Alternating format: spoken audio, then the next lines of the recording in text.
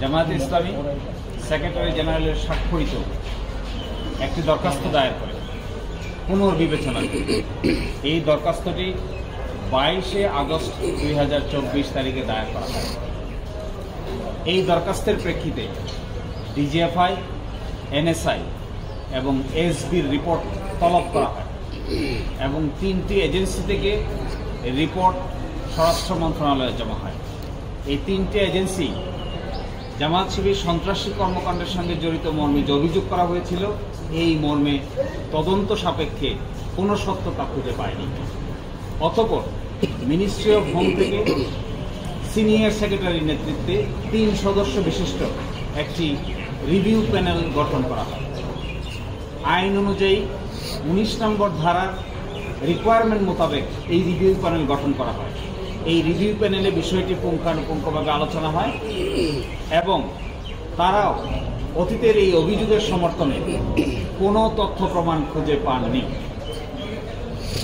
এরই প্রেক্ষিতে এই বিষয়টি মাননীয় স্বরাষ্ট্র উপদেষ্টার কাছে উপস্থাপন করা হয়।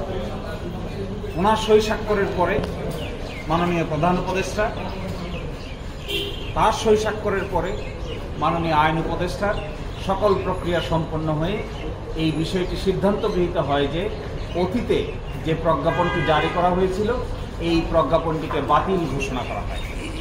কিছুক্ষণের মধ্যেই, অল্প সময়ের মধ্যে আপনারা এই সিদ্ধান্তের গেজেট আপনাদের দেখতে পাবেন, ওয়েবসাইটেও দেখতে পাবেন, আপনাদের কাছেও সেটা অ্যাভেলেবল হবে।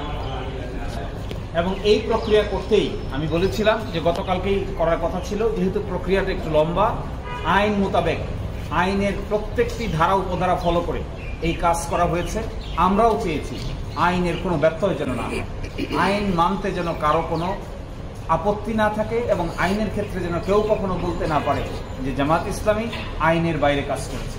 এই জন্য প্রতিটা পদক্ষেপ সূক্ষ্মভাবে সম্পন্ন করতে গিয়ে কিছুটা সময় লেগেছে। এই জন্য গতকালকে প্রজ্ঞাপনটি না হয়ে আজকে অল্প সময়ের ভিতরেই এই প্রজ্ঞাপনটি পাবলিকলি প্রকাশ করা হয়। দেখুন, যে নিষিদ্ধের আদেশটি দেওয়া হয়েছিল 1 আগস্ট, এটি প্রত্যাহার হয়নি, এটি বাতিল হয়েছে। এই বাতিলটা যে কারণে ওনারা নিষিদ্ধ করেছিলেন, সবগুলো রিপোর্টে একই ধরনের রিপোর্ট এসেছে যে সন্ত্রাসী কর্মকাণ্ডের সঙ্গে জড়িত এই ধরনের কোনো বিশ্বাসযোগ্য কোনো কিছুই কেউ খুঁজে পাননি। না ডিজিএফআই পেয়েছেন, না এনএসআই পেয়েছেন, না এসবি পেয়েছেন, না রিভিউ প্যানেল পেয়েছেন। তাহলে তখনকার এই নিষিদ্ধের ভিত্তি কি? রিভিউ প্যানেলের এখানে মন্তব্য আছে যে ভিত্তিহীনভাবে তখন নিষিদ্ধ ঘোষণা করা হয়। আমরা যেটা আগেই বলেছিলাম যে আসলে এটি ছিল অসৎ উদ্দেশ্য প্রণোদিত, কোনো রকম আইনি প্রক্রিয়া ফলো না করে হুইমজিক্যালি, ইচ্ছাকৃতভাবে যখন তখন যা মনে হয়েছে তখনই তাই করা হয়েছিল। এই বিবেচনায় এই আদেশ আর টিকতে পারে না। সেই